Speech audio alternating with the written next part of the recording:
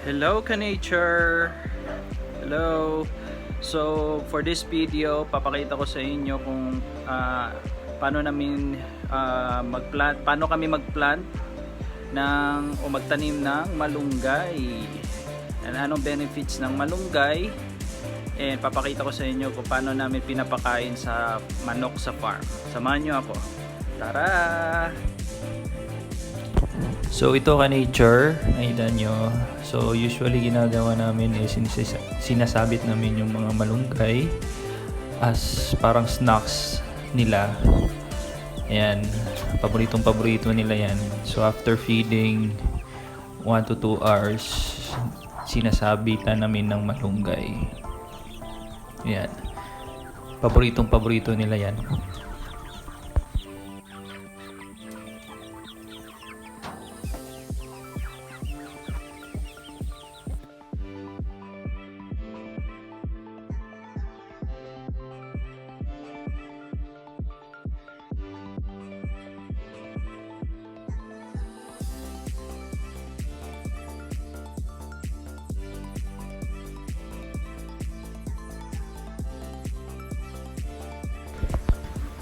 Ito naman, nilalagyan namin yung feeds ng malunggay, azula, and then pinapakain namin to sa manok.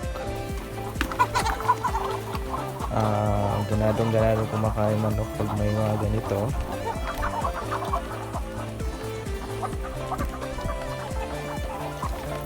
And dami din ng benefits ng moringa or malunggay. Imagine nyo 7 times more vitamin C than oranges, and then 15 times potassium than the banana. Dami din ito ng protein, multivitamins, calcium, B1, B2, zinc, magnesium, which is kailangan ng katawan ng mga tao. Importante din to sa mga sakit. If may diabetes ka, ito napapababa na yung diabetes. Sa manok naman, nag-i-increase ito ng metabolism, yung immune system nila nag-boost, lumalaki ng mabilis, and nag-i-improve ng egg production. Dami din ito ng benefits like minerals and nutrients ng kailangan ng manok.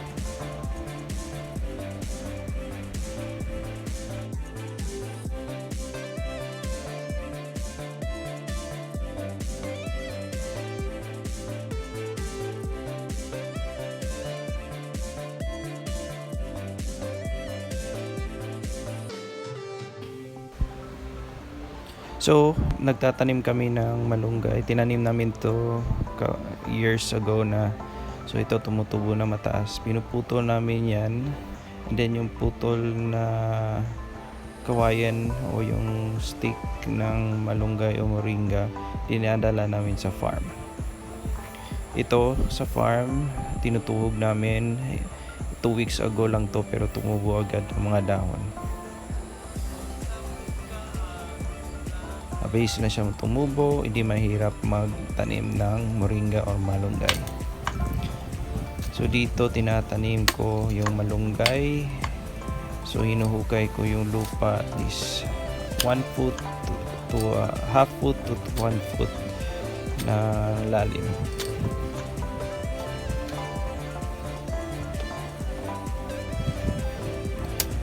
Maganda naman yung lupa sa farm, wala namang problema.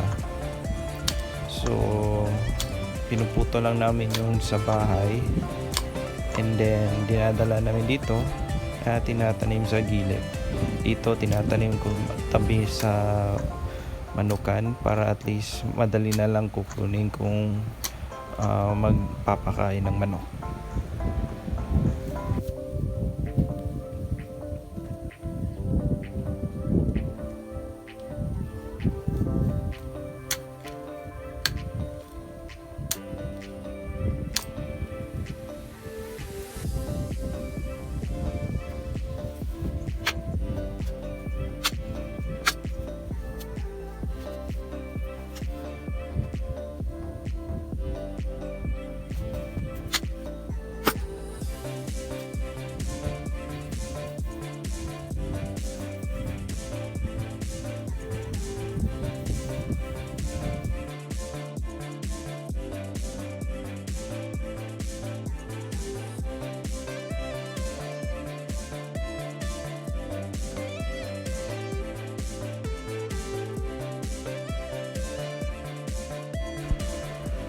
So dito kumukuha po ako ng yung rice hull na may ipot ng mga manok na dinilinis namin at nilalagay namin doon sa sako. So yan, nilalagyan ko muna as a fertilizer bago ko tutuhog yung o tinatanim yung stick ng malunggay.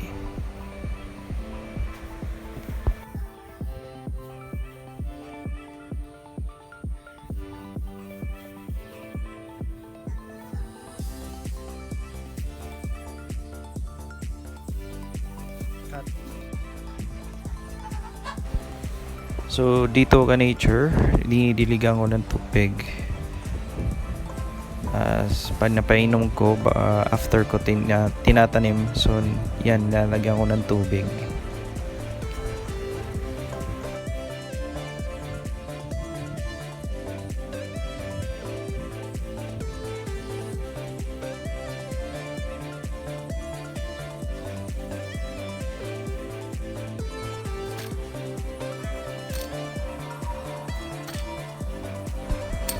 So dito na naman sa gilid ng boundary ng farm namin, tinatanim ko ng isang stick ng malunggay. Actually meron na siyang isa dito, yung pinutol ko nung isang araw, nilagay ko din dito. So yan, same process, half foot to 1 foot.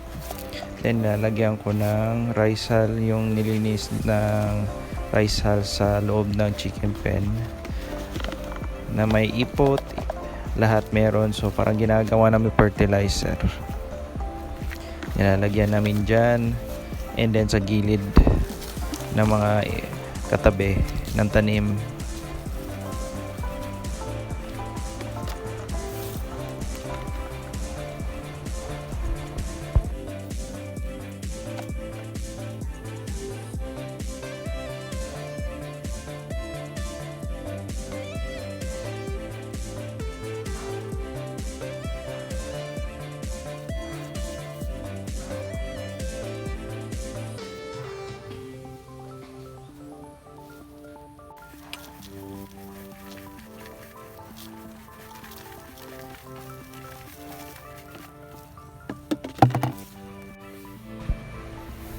So after nyan, dinidiligan na namin, lalagyan namin tubig